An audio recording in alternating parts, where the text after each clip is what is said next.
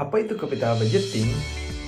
Capital budgeting adalah seluruh proses mulai dari perencanaan sampai dengan pengambilan keputusan untuk pengeluaran sejumlah dana atau investasi dalam jangka panjang yang diharapkan menghasilkan keuntungan di masa yang akan datang.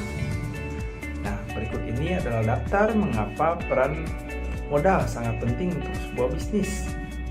Yang pertama, dana terikat untuk jangka waktu yang panjang. Yang kedua, peluang mendapatkan keuntungan cukup besar. Yang ketiga, sangat efektif untuk meningkatkan kualitas aktiva. Yang keempat, pengeluaran modal sangatlah penting.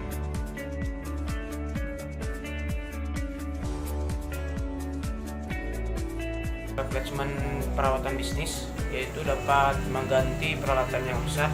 Yang kedua, ke replacement pengurangan biaya, dapat mengganti peralatan yang sudah ketinggalan zaman sehingga dapat mengurangi biaya. Yang ketiga, ada expensive produk atau pasar yang sudah ada, pengeluaran untuk meningkatkan output produk yang sudah ada atau menambah toksi ke produk atau pasar yang baru. Yang kelima, ada proyek keamanan atau lingkungan. Yang keenam, penelitian dan pengembangan. Tujuh, ada kontrak jangka panjang, artinya kontrak untuk menyediakan produk atau jasa pada customer tertentu.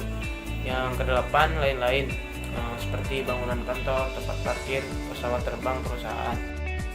Manfaat dari penganggaran modal: pertama, untuk mengetahui kebutuhan dana yang lebih terperinci, karena dana yang terikat jangka waktunya lebih dari 1 tahun, agar tidak terjadi over investment atau under investment.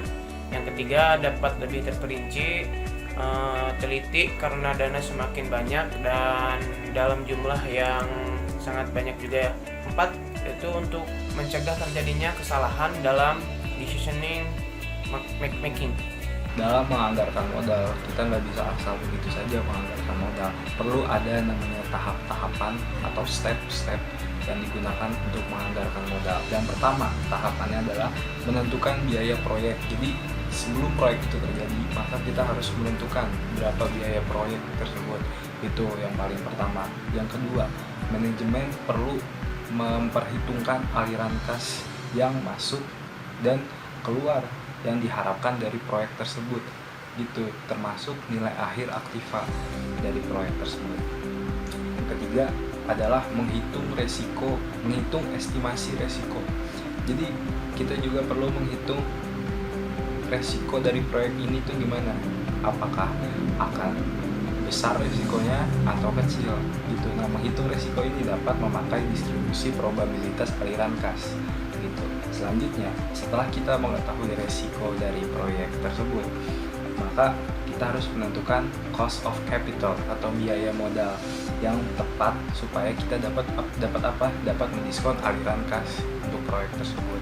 Selanjutnya, dengan menggunakan nilai waktu uang, time value of money, maka aliran kas yang masuk diharapkan dapat digunakan untuk memperkirakan nilai aktiva. Gitu. Yang terakhir, nilai aliran kas yang diharapkan dibandingkan dengan biaya dari proyek tersebut, apakah sesuai atau tidak. Gitu. Ada beberapa metode yang digunakan untuk menentukan keputusan mengenai penganggaran modal. Ada payback period, NVP, dan lain-lain. Kali ini yang pertama saya akan menjelaskan mengenai payback period. Apa sih payback period itu? Jadi payback period itu jangka waktu yang diperlukan untuk mendapatkan kembali jumlah modal yang ditanam. Semakin cepat modal, tentu akan semakin baik, dan semakin kecil juga risiko yang harus diambil dan kita hadapi. Kelebihannya adalah sangat mudah diterapkan, dan kelemahannya tidak memerhatikan time of money value, itu nilai uang. Jadi hasilnya, jika payback period lebih besar dari umur ekonomis, maka investasi ditolak.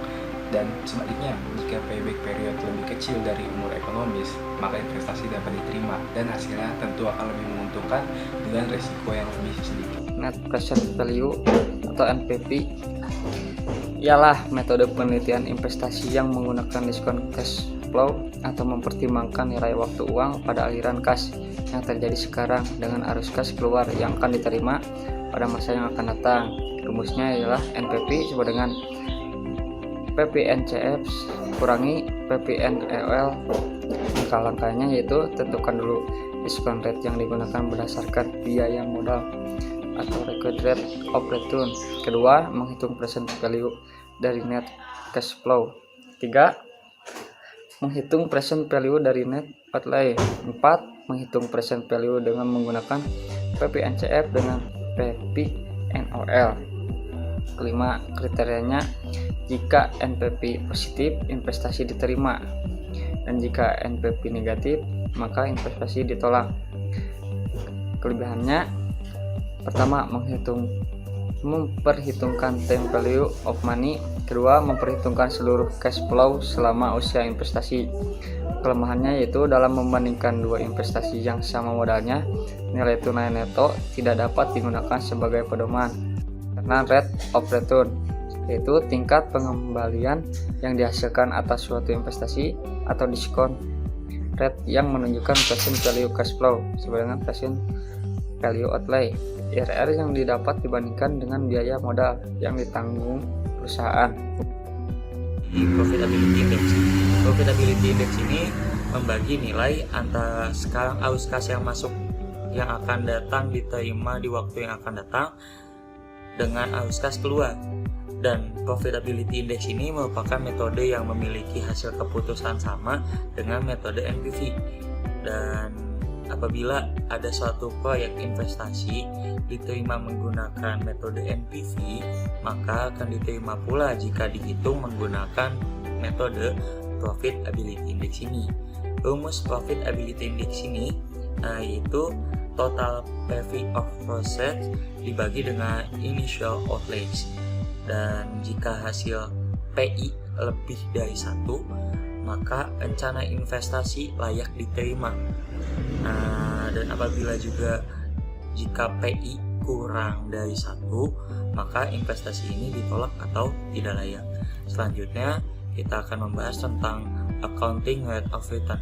Accounting rate of return mendasarkan kepada keuntungan yang dilaporkan dalam buku. Metode ini menilai suatu dengan memperhatikan rasio rata-rata dengan jumlah metode modal yang ditanam dengan rasio laba dengan rata-rata modal yang ditanam. Dan ada kelebihan menggunakan accounting rate of return, yaitu terletak pada kesederhanaannya yang mudah dimengerti karena menggunakan data akuntansi yang tersedia. Ada pula kelemahannya.